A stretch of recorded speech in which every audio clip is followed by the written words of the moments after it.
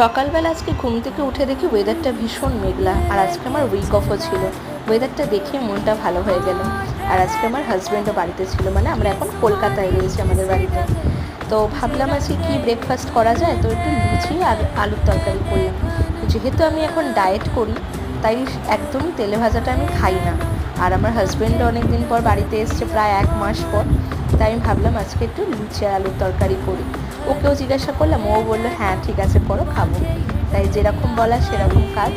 সকাল সকাল স্নান করে এসে গরম গরম লুচি ভেজে নিলাম। আর আমাদের বাড়িতে এখন কাজ চলছে বলে একটু রান্নাগুলো শর্টকাটেই করতে হচ্ছে। কি কাজ চলছে সেটা আমি তোমাদেরকে আস্তে আস্তে সব পরে ব্লগে দেখাবো, তোমরা অবশ্যই দেখতে পাবে।